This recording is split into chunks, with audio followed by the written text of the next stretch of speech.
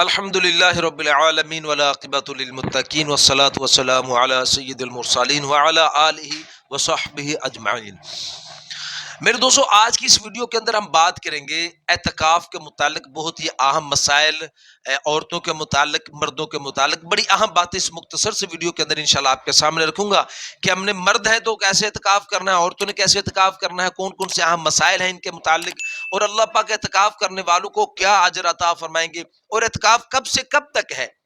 اعتکاف کب سے کب تک ہے، اور اعتکاف کے دوران ہم کون سے اعمال کریں تو اس سے ہمیں زیادہ فائدہ ہوگا، اور اعتکاف کس نیت سے کیا جاتا ہے، اور اگر لیلۃ القدر کی رات ہمیں مل گئی تو اس کے اندر ہم کون سی دعا پڑھیں تو اس سے زیادہ فائدہ جو اللہ کے نبی صلی اللہ علیہ وسلم نے بتائی ہو۔ تو اس لیے گزارش ہے میرے دوستو، آپ اس ویڈیو کو آخر تک ضرور سنیے گا اور اس کو صدقہ جاری سمجھ کر زیادہ سے زیادہ شیئر بھی کیجیے گا، اور مزید ایسی معلومات کے لیے میرے دوستو آپ ہمارے ساتھ جڑ جائیں، ہمارے چینل کو سبسکرائب کر دیں اور بیل نوٹیفکیشن پر کلک کر دیں تاکہ ہر نئی آنے والی ویڈیو کا نوٹیفکیشن میرے دوستو بر وقت آپ کو مل سکے۔ تو میرے دوستو ہم بڑھتے ہیں اپنے عنوان کی طرح۔ میرے دوستو، نبی علیہ الصلوۃ والسلام نے ارشاد فرمایا کہ جو آدمی اعتکاف کرتا ہے اللہ پاک اس کے پچھلے سارے گناہوں کو معاف فرما دیتے ہیں، اور ایک روایت کے اندر آتا ہے نبی علیہ الصلوۃ والسلام نے ارشاد فرمایا کہ جو آدمی 10 دن کا اعتکاف کرتا ہے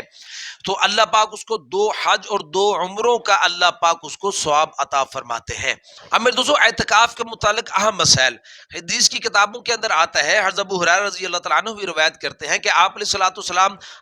آخری عشرے کے اندر آپ اعتکاف بڑے اہتمام سے فرمایا کرتے تھے۔ کتابوں کے اندر آتا ہے کہ آپ نے 20 دن کے اعتکاف بھی کیا ہے، آپ نے ایک پورے مہینے کا اعتکاف بھی کیا ہے، ایک مہینے پورے کا اعتکاف کرنا بھی سنت ہے، 20 دن کا اعتکاف کرنا بھی سنت ہے، 10 دن کا اعتکاف کرنا بھی سنت ہے۔ فرمایا ہاں اگر کوئی آدمی 10 دن سے کم کرتا ہے، 9 دن بھی کر لیتا ہے تو پھر وہ سنت نہیں رہتا، وہ نفلی اعتکاف بن جاتا ہے، پھر وہ سنت نہیں رہتا۔ کم سے کم جو ہے وہ 10 دن کا اعتکاف، آپ علیہ الصلوۃ والسلام اس دنیا سے تشریف لے جانے تک آپ نے آخری عشرے کا اعتکاف کیا ہے۔ ہاں ایک سال، جس سال آپ اعتکاف نہیں کر سکے تو میرے دوستو علماء فرماتے ہیں کہ آپ نے پھر شوال کے اندر اس کی قضا ادا کی ہے، یعنی آپ اہتمام کرتے تھے تو اس کی قضا آپ نے شوال کے اندر آپ نے ادا کی، شوال کے اندر آپ نے 10 دن کا اعتکاف کیا۔ اس لیے علماء اس کو سنت موقدہ فرماتے ہیں کہ یہ اعتکاف کرنا سنت موقدہ ہے۔ میرے دوستو ابو ہریرہ رضی اللہ عنہ فرماتے ہیں، جس کا مفہوم ہے کہ آپ علیہ الصلوۃ والسلام کے لیے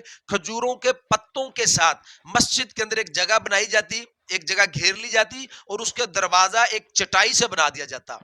یعنی مسجد کے اندر اگر ہم مرد اعتکاف کر رہے ہیں تو کسی کپڑے وغیرہ کے ساتھ یعنی اس جگہ کو گھیر لینا جہاں پہ اس نے ٹھہرنا بیٹھنا ہے، یہ بھی ایک سنت عمل ہے، یعنی ایسا کرنا سنت ہے۔ میرے دوستو آخری عشرے کا اگر اعتکاف کرنا ہے تو اس کی جو وقت جو شروع ہوتا ہے وہ فرمایا کہ رمضان کی 20 تاریخ کو،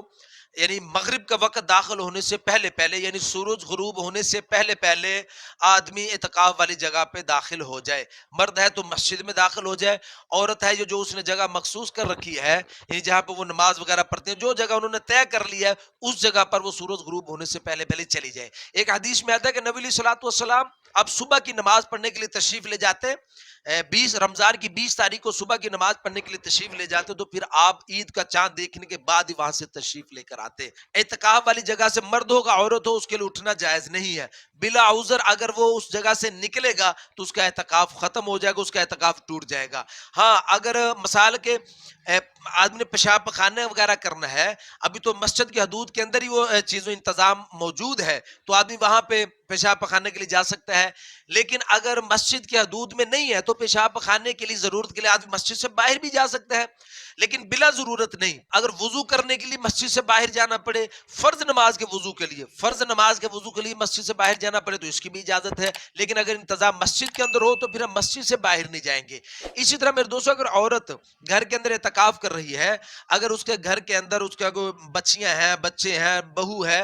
تو اگر اس کا کھانے پینے کے انتظام اس تک پہنچ سکتا ہے تو اس کو کھانے پینے کے لیے اٹھ کر جانا، کچن وغیرہ میں جانا تو یہ مناسب نہیں ہے۔ تو اس لیے فرمایا اگر گھر کے اندر کوئی نہیں ہے، اس کی مجبوری ہے تو پھر وہ مجبوری کے تحت میرے دوستوں وہ کھانے پینے کی چیزوں کا انتظام اپنے لیے کر سکتی ہے۔ میرے دوستوں اعتکاف کے دوران کسی کی عیادت کرنے کی اجازت نہیں ہے، جنازے کی نماز میں شریک ہونے کی اجازت نہیں ہے، اور میرے دوستوں فرمایا کہ میاں بیوی کا قریب ہونا، لپٹنا، بوسہ لینا وغیرہ یا صحبت کرنا کسی چیز کی بھی اجازت نہیں ہے۔ ہاں اگر بیوی اپنے خاوند کی خدمت کرنا چاہتی ہے، ٹانگیں دبانا، تیل لگانا، ایسی خدمت کرنا چاہتی ہے تو وہ کر سکتی ہے، جیسے امی جان عائشہ صدیقہ رضی اللہ تعالی عنہا فرماتی ہیں کہ نبی علیہ الصلوۃ والسلام جب اعتکاف میں تھے تو آپ اپنا سر مبارک اعتکاف والی جگہ سے باہر نکالا تو میں نے آپ کے سر مبارک کو دھویا۔ حالانکہ امی جان عائشہ صدیقہ رضی اللہ تعالی عنہا فرماتے ہیں میں اس دوران حائضہ تھی، یعنی حیض سے تھی۔ اور میرے دوستوں ایک بڑی اہم بات، اگر اعتکاف کی حالت کے اندر کسی عورت کو حیض آ جاتا ہے یا نفاس آ جاتا ہے تو اس کا اعتکاف جاتا رہا، اس کا اعتکاف ختم ہو جائے گا، اب اس کو اٹھ جانا چاہیے۔ اور اگر میرے دوستوں کسی عورت کو کوئی بیماری ہو، اس کا خون بند نہ ہوتا ہو، تو اس صورت کے اندر علماء کرام شاہ فرماتے ہیں کہ جیسے کہ فرماتے ہیں نا حیض کی زیادہ سے زیادہ جو دن ہے وہ 10 دن ہے، اگر اس سے زیادہ اس کا خون آ رہا تو وہ نمازیں بھی پڑھے گی، تو وہ اعتکاف بھی کر سکتی ہے، اعتکاف بھی کر سکتی ہے۔ اور میں دوستوں فرمایا کہ اگر کوئی عورت عدت کے اندر ہے، عدت کے اندر عورت اعتکاف نہیں کر سکتی، اور فرمایا کہ شوہر کی اجازت کے بغیر بھی یعنی عورت اعتکاف نہیں کرے، شوہر اجازت دے تو عورت اعتکاف کرے۔ اب میرے دوستوں بات کرتے ہیں کہ اعتکاف میں آدمی کس نیت سے بیٹھے ہیں، اعتکاف کا کیا مقصد ہے؟ تو میرے دوستوں فرمایا کہ اعتکاف کے اندر ہم لیلۃ القدر کو تلاش کرنے کے لیے بیٹھتے ہیں کہ لیلۃ القدر کی رات فرمایا یہ 1000 مہینوں سے بہتر ہے، 1000 مہینوں سے بہتر ہے۔ میرے دوستوں حضرت عائشہ صدیقہ رضی اللہ تعالی عنہا ارشاد فرماتی ہیں کہ حضور علیہ الصلوۃ والسلام نے ارشاد فرمایا کہ لیلۃ القدر کی رات کو آخری عشرہ کی تاک راتوں کے اندر اس کو تلاش کرو، آخری عشرہ کی تاک راتوں کے اندر اس کو تلاش کرنا۔ اور میں دوستوں امی جان عائشہ صدیقہ رضی اللہ تعالیٰ عنہ حضور سے عرض کرتے ہیں یا رسول اللہ اگر میں اس رات کو پا لوں یعنی لیلۃ القدر کی رات کو پا لوں تو کیا دعا مانگوں؟ تو حضور علیہ الصلوۃ والسلام نے ارشاد فرمایا اللہم انک عفو کریم تحب العفو فاعف عنی، یہ دعا کرنا اللہم انک عفو کریم تحب العفو فاعف عنی۔ حضور علیہ الصلوۃ والسلام نے فرمایا کہ اس دعا کو کثرت سے مانگو اللہ سے۔ اب میرے دوستو ہم اعتکاف کے اندر کون کون سے اعمال کریں؟ فرمایا نیکی کی، اچھی دینی باتیں کرنا، یعنی دینی علوم کا پڑھنا یا پڑھانا، قرآن شریف کی تلاوت کرنا، درود شریف کا اہتمام کرنا، نوافل کا پڑھنا، واعظ و نصیحت کر سکتے ہیں۔ فرمایا کہ اس مسجد میں اعتکاف کیا جائے گا جس مسجد کے اندر جماعت کے ساتھ نماز ہوتی ہو، جماعت کے ساتھ نماز ہوتی ہو۔ میرے دوستو بات کرتے ہیں کہ یعنی اعتکاف کا جو آخری عشرہ اس کا وقت کب سے کب تک ہے؟ فرمایا رمضان کی 20 تاریخ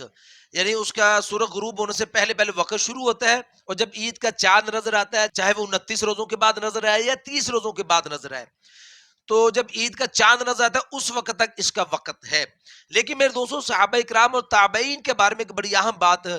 ملتی ہے، وہ فرماتے ہیں کہ صحابہ اکرام اور تابعین جو تھے وہ عید کے دن یعنی جو عید کی شب تھی وہ بھی مسجد میں ہی اعتکاف کی حالت میں گزارتے تھے، کیونکہ حدیث کی کتابوں میں آتا ہے جو آدمی عیدین کی راتیں جو آدمی عبادت کے اندر گزارتا ہے اللہ پاک قیامت کے دن ایسے دن میں اس کے دل کو زندہ رکھیں گے جس میں بہت سے دل مردہ ہو جائیں گے۔ اللہ پاک عیدین کے راتوں کے اندر عبادت کرنے والوں کے دلوں کو اللہ پاک ایسے دن کے اندر اللہ پاک زندہ رکھیں گے۔ تو اس فضیلت کو حاصل کرنے کے لیے صحابہ اور تابعین عید کی شب بھی جو ہے وہ مسجد میں گزارا کرتے تھے۔ تو میرے دوستوں یہ تو کچھ اہم اور ضروری باتیں جو آج کی اس مختصر سے ویڈیو کے اندر میں نے آپ کے سامنے رکھی ہیں۔ پھر بھی میرے دوستوں اگر کوئی آپ کا سوال ہو، آپ پوچھنا چاہتے ہو تو میرے دوست آپ ہمارے ساتھ جڑ جائیں، ہمارے چینل کو سبسکرائب کر دیں اور کمنٹس کے ذریعے میرے دوست آپ اپنا سوال ہمارے ساتھ شیئر کر سکتے ہو۔ تو اپنا بہت سا خیال رکھیے گا، دعا میں یاد رکھیے گا، ملتے ہیں انشاءاللہ اگلی ویڈیو میں۔ السلام علیکم ورحمۃ اللہ وبرکاتہ۔